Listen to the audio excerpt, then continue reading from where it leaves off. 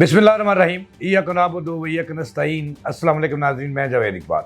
नाज़रीन, हमारे साथ मौजूद हैं महकमा स्पेशलाइज्ड हेल्थ पंजाब के स्पेशल सेक्रेटरी जनाब तारिक महमूद रहमानी साहब। हमने उनसे एक नहीं 3 सवाल करने हैं सिर्फ और प्रोग्राम ख़त्म कर देना।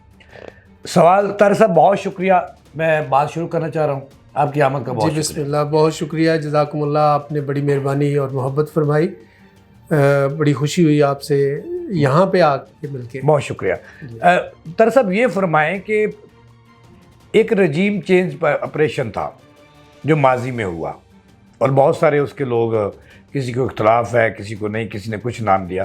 तो महकमा सेहत में भी तब्दीली आई, स्पेशलाइज्ड हेल्थ में तब्दीली आई, बहुत सारे लोगों की टीम बदल गई, एक नई टीम लाई गई आपकी सूरत में, अजमत साहब की सूरत में, ख्वाजा सलमान रफ़ीक साहब की सूरत में, नादिया साकब की सूरत में, ख्वाजा इमरान नज़ीर की सूरत में।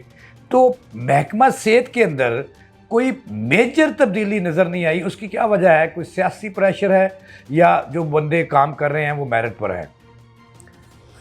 बिस्मिल्लाहिर्रहमानिर्रहीम। आपने जो तब्दीलियाँ गिनवाई हैं, इन तब्दीलियों के बाद मेरा ख़्याल है जो इम्पेक्ट आता है लोगों पे, जो असरअंदाज हो रही होती हैं चीज़ें, वो थोड़ा सा टाइम लगता है। आप महकमे की रेपुटेशन जो पहले थी, जो पिछले रजीम में थी, वो भी आपके नॉलेज में है, और जो अभी है वो भी आपके नॉलेज में है। चीज़ें इंशाअल्लाह बेहतर से बेहतर हम करने की कोशिश कर रहे हैं। पहले भी गलत नहीं थे, वो अपने अंदाज में काम को लेके चल रहे थे, हम अपने अंदाज में काम को लेके चल रहे हैं। मेरिट की खिलाफ वर्जी ना पहले हमने की है और ना अभी कर रहे हैं। अल्हम्दुलिल्लाह पूरी की पूरी टीम कोशिश कर रही है कि चीज़ों को मेरिट पे लेके चले और कोई ऐसा काम हम ना करें जिसमें पेशेंट केयर जो है वो कंप्रोमाइज़ हो रही हो। सर, ये बड़ी बात जो है वो महकमा सेहत में डिस्कस होती है। ये बात आपने सच कही कि आप मेरिट से नहीं हटते हो, ना ही हटे हैं और ना ही हटेंगे। पिछले दौर में एक नया एक्सपीरियंस किया गया, प्रोफेसर्स को, एसोसिएट प्रोफेसर्स को और असिस्टेंट प्रोफेसर्स को बतौर मेडिकल सुपरिटेंडेंट अस्पताल उनके हवाले कर दिए गए और रिजल्ट ज़ीरो। और आप भी उसी टीम को लेके चल रहे हैं। तो कोई कहा जाता है कि प्रोफेसर जो अपने शोबे में तब्दीली नहीं ला सकता, उनके आपने सबूत पूरे अस्पताल किए गए हैं और यही वजह है कि अस्पतालों का बेड़ा गर्क हो गया।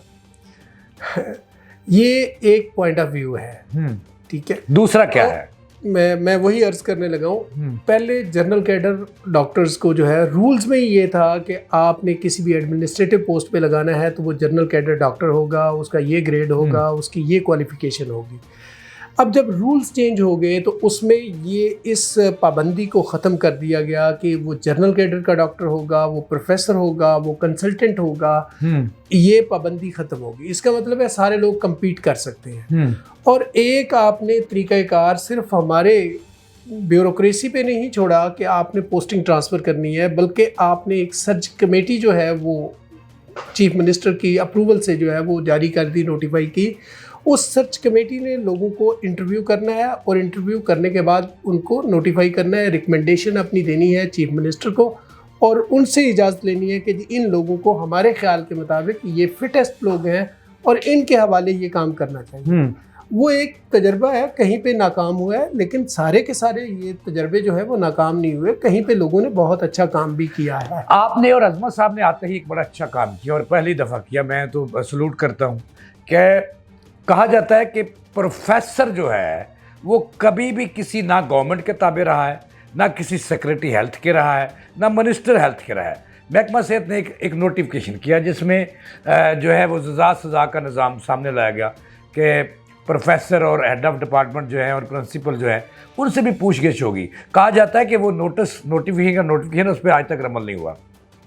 नहीं, ऐसी बात नहीं है। देखिए, चीज़ों को जब आप एक रूटीन चल रही होती है, उसमें कुछ भी नयापन आपने करना होता है तो उसके लिए आपको ग्राउंड वर्क करना पड़ता है, मेहनत करनी पड़ती है। चीज़ों हमारा अजमत साहब है या मैं हूँ या जो भी टीम इस वक्त काम कर रही है, हमारा कंसर्न ये है कि how to improve patient care. Hospital में पेशेंट केयर को हम कैसे बेहतर कर सकते हैं, उसमें जो हमारी आइडेंटिफिकेशन है मसले की, वो ये है कि प्रोफेसर्स और बाकी लोग जिनका क्लिनिशियंस वाला काम है وہ سارے اگر پیشنٹ کو توجہ دینا شروع کر دیں گے تو چیزیں بہتر ہو جائیں گی. اور اس توجہ دینے میں پہلا سٹیپ ہم نے یہ کیا ہے کہ ہیڈ آف دی ڈپارٹمنٹ اپنے نیچے خود بھی ذمہ دار بنے اور اپنے نیچے بھی جو لوگ اس کے ساتھ اس پیشنٹ کو ڈیل کر رہے ہیں وہ بھی ذمہ داری کا مظاہرہ کریں اور چیزیں جو ہیں وہ بہتر سے بہتر ہوں.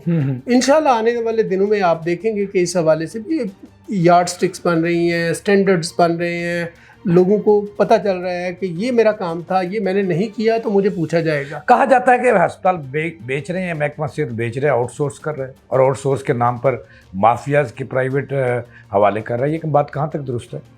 جاوید صاحب, جہاں تک specialised health care and medical education department کی بات ہے, ایسا کوئی پروگرام, ایسی کوئی بات جو ہے وہ ہمارے نہ تو زیر غور ہے اور نہ ہی اس پہ کچھ ہو رہا ہے. شکریہ. اچھا, یہ بات بھی ایک آپ سے پوچھنی ہے, چونکہ لوگ پوچھتے ہیں, جو کہ میں بھی ایک ہیلتھ کا رپورٹر ہوں چھوٹا سا, تو لوگ پوچھتے ہیں کہ کبھی کوئی محکمہ صحت کا ذمہ دار ملے تو اس سے ضرور پوچھنا کہ اس وقت محکمہ صحت اسپیشلائزڈ ہیلتھ کہاں کھڑا ہے. دیکھیے, پیشنٹ کی کیئر ہمارا اولین ترجیح ہے. اس میں پھر آپ کے پاس ریسورس ہے, آپ کے پاس فٹ فال ہے.